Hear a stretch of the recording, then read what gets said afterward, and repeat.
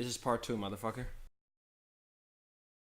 So, starting off part 2 of this list, we have an album from the northern mountains and firths of Tromsø. And that album is none other than Biosphere's Man with a Movie Camera.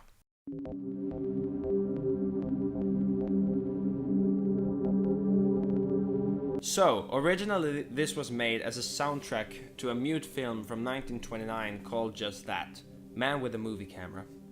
However, for me, this album is much more reminiscent of that frosty and cold atmosphere that can only be found in places like Tromsø. I originally heard this album as part of another Biosphere album, Substrata, but this second disc stood out to me as being much better than the first one, and I think one of the main reasons is that when you're listening to Substrata, it feels like you're in a small, cozy house with a snowstorm outside the door. So Substrata feels pretty cozy as a record.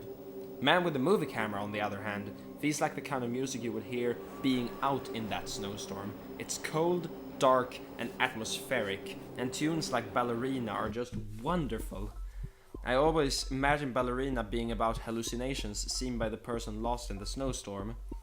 Take all of that, and you have a wonderful album by Norwegian ambient deviant Biosphere.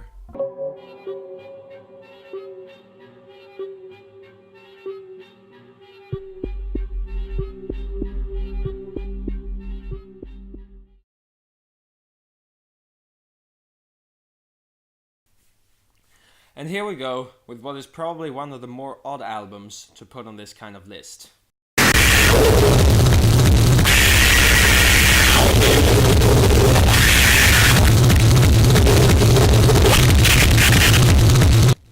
Merzbau's Pulse Demon is one of my favorite albums in the noise genre. The sheer intensity of the walls created by these songs are huge, and yet every song seems to be able to make a slightly different sort of wall, with the exception of the 2 woodpecker tracks in the beginning.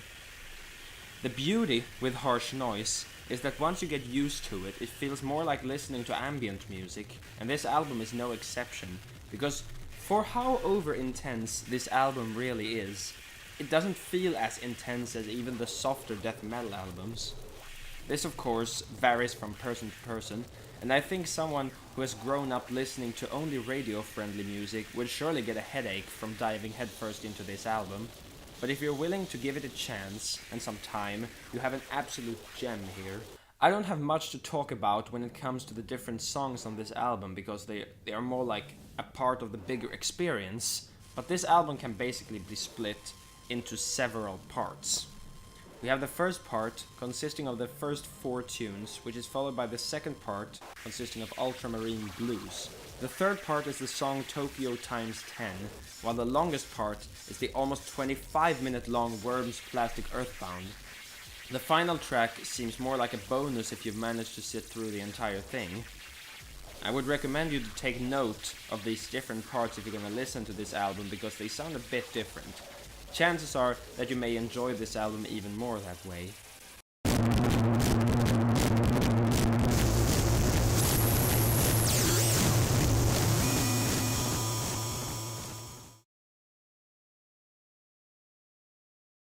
And now for something completely different, a melodic death metal album.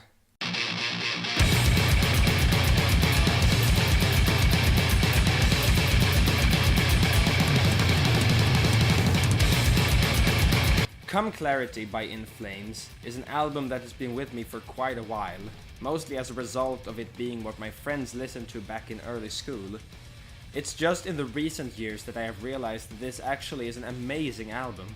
What truly makes this album great is the vocalist, because those screams are just incredible. The black hole, forever mine. I need the fear, push me out. They sound really fragile, which is what gives them their effect, especially since this is reflected in his singing too. There are also some killer riffs on this album, especially on tunes like Scream, that sounds like it's just begging to be headbanged to. The outro song, Your Bedtime Story is Scaring Everyone, is one of the most surprising songs on this album, as it actually has a sort of a build-up before it explodes in the end. Definitely one of the best tunes here. Overall, this is one of the best Megadeth albums of all time, and one of the first metal albums I ever listened to.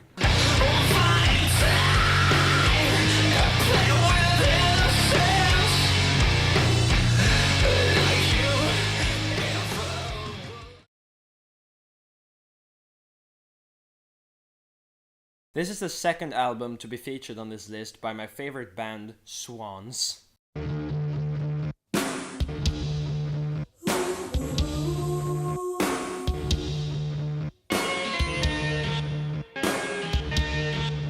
Children of God didn't really click with me in the beginning. I felt like the more folky sounds on some parts of the album didn't sound anything like the Swans that I have come to expect from earlier albums like Cop or Greed. However, this album is definitely a grower, and now the more folky sounds are more of an addition to the album rather than something that drags it down. And this album has some of early Swans' best tunes. Beautiful Child is a great example of this. Michael Gira's vocal performance on this tune is unlike anything I heard up to this point, and it definitely sounds even more insane than on the earlier records. The opening track, New Mind, is also incredible with its catchy riff and amazing build-up through the entire track, ending in just a cascade of organ noises. What makes this album different from earlier records is that there are a bigger dynamic variation in the different tunes, which makes it different from earlier albums that were basically just based on pushing the intensity to the maximum limit. What you have here is an album with quiet, beautiful songs like Blackmail and Bloodhoney, but also with huge, brutal songs like a Drug, the before mentioned Beautiful Child and Blind Love. Like most other Swans albums, it is an experience like no other that you too should experience. Kill the child, I could kill the child, the beautiful child, the beautiful child, the beautiful child. This is my life.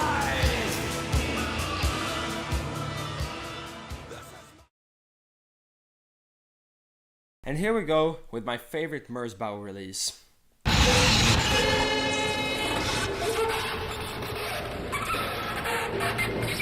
Anti-Monument was released back when Merzbow didn't make walls of harsh, unforgiving noise, but instead focused more on noisy industrial textures. Both of these sides have their own strengths, but when comparing them it becomes clear to me that albums like these are better. This is the most varied Merzbow record I've heard to date, and I remember feeling surprised over how good it was after first hearing it. Every song is unique in its own way, some even incorporating melodies. Bardo's song is the main example of this, and this song is one of the highlights. But you can't talk about this album without mentioning the massive 30-minute long Sansei Kan no Ovari / Pleasure Dome grid module, because that is Masami Akita doing a sound collage track. This really sounds different from everything I've heard from him, and it's definitely a joy to listen to. I would argue that this album is easier to listen to than Pulse Demon because of how dynamic all of the noises are. While Pulse Demon's appeal came from how relentless it is, the appeal of this one is the variation of all the noises. It's hard to explain why this album is so good, it just is.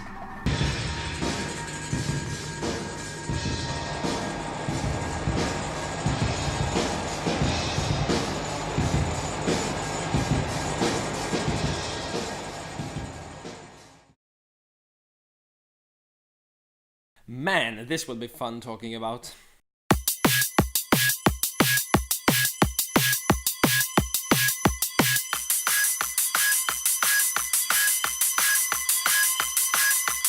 Current Value is the alias of drum and bass producer Tim Elliott, and what makes him so interesting in the world of drum and bass is his very unique style of producing it. His songs are actually very similar to techno in the repetitive beat-driven structure, and like any good techno, it is very addicting to listen to. The album I'm going to be talking about as my favorite Current Value album is his magnum opus Back to the Machine. So this album was released in 2010, and is definitely the most mechanical album I've heard from Tim, and I love every second of it. The tune G2 Hunt, which is probably my favorite from this record, perfectly sums up what makes this record work so well: the lack of melodies. because when you listen to a melody for a very long time, you will usually get tired of it. Not in all cases, I will definitely get to the exceptions later down the list, but when it comes to something like this, that is definitely the case. So what this album doesn't have are melodies, but it more than makes up for that in rhythms, mechanical textures, and bass. One thing worth mentioning about this album is how good the drums are. The kicks are just massive and they are perfectly complemented by the toned snares, which really give you that futuristic and mechanical feeling that I was talking about. And the textures on songs like Permafrost are just insane. Overall, this album is one of my personal favorites in both darkstep and drum and bass, and I have nothing but respect for Tim Elliott.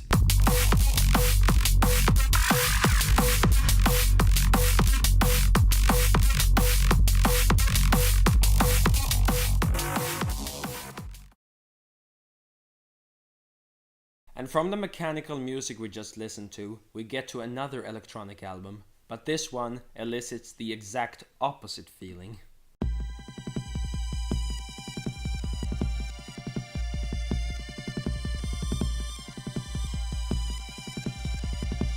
Homogenic is one colorful album. The inclusion of strings on most tracks add a lot of flavor to the music, and the beats on this record are just incredible. I know I said that this album is sort of the opposite of Back to the Machine, but that is not entirely true. The tune Pluto is very unlike the other tunes on the album in that it's pretty techno-esque and features Björk with distorted vocals. It is definitely one of the best tunes on this album though. Contrasting this, we have the absolutely gorgeous tune Yoga, which has a really nice groove combined with the serene beauty of its strings and Björk's extraordinary voice. And you push me up to this state of emergency. How beautiful to be saved. You could say that this album has different sections almost. The first 4 tracks are pretty beautiful in their structure, whilst the middle part is very electronic centered. The later tracks are pretty varied, containing the amazing tune Immature. The beats and accompanying instruments on this track just makes it amazing. Homogenic may not be my favorite Björk album, but it is one hell of an album. To sail here could replace the mist. And here we go with the first album from one of the most interesting groups in electronic music, Boards of Canada.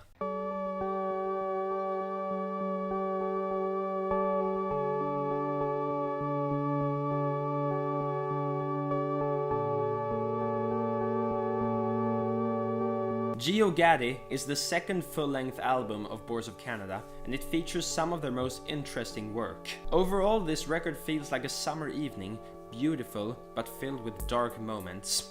I hate summer. One thing that really makes Boards of Canada stand out is their signature synthesizer sounds. Their synths sound very distinctly them, and they are used to create the sonic landscapes of their tunes. This album can actually be summarized by the first full-length song, Music is Math. This tune is beautiful in the beginning, but as you keep listening, more and more strange elements appear. This can be said about this entire album, and it is truly heard on tunes like Beware the Friendly Stranger, Gyroscope, and The Devil is in the Details. Especially that last one, which may be the most genuinely creepy track Boards of Canada have ever created. There is just so much about this tune that is off, from the strange melody to the singing voices in the background, and that fucking insect queen or whatever it is that is talking in the background. Don't listen to this album while walking home alone on a Friday night. Not everything about this album is disturbing though. Some songs contain other things I love in music, like unusual time signatures and chord progressions. The prime example of this is Alpha and Omega, which is such a good experience to listen to every time. This is one of those albums that I think everyone could love, so check it out, I highly recommend it.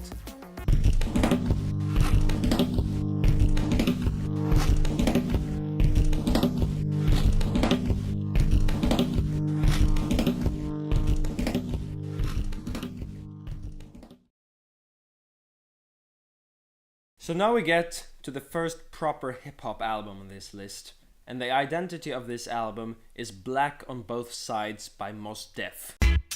Back up, back up, back up, back up, back up, back up, back up, back up, ease up. This goes out to all area crow. Yes, yes, yes. To my BK crow, to my Q big. If there is one thing that appeals to me when it comes to hip-hop, it would definitely be great beats. And on that area, this album delivers in spades. Some of the most creative and memorable beats you could think of in the realm of the slightly less underground hip-hop. Take the tune Do It Now, which was playing in the start of this segment. The beats are just amazingly funky and complemented perfectly by Mos Def and Busta Rhymes' insanely catchy flows and voices, making this without a doubt my favorite on this album. The hook is a contender for the spot of best hook in hip-hop history. But not only does this album contain so many great beats, but it also has variation. Take Rock and Roll, which serves as a history lesson, and a song with amazing beats and even a semi-punk part to the end of the song.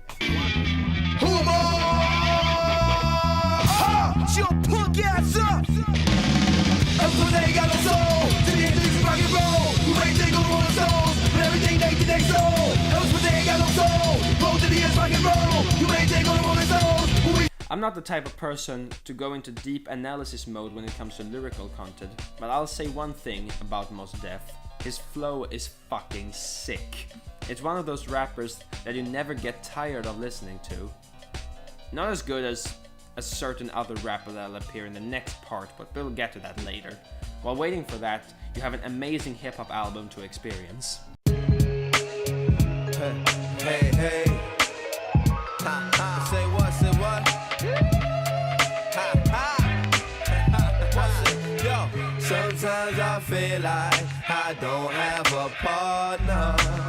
Sometimes I feel like my only friend is the city I live in. It's beautiful Brooklyn. This is a group that is not going to appear frequently on this list, but the albums that they do have here are all amazing. The group I'm talking about are the Beatles.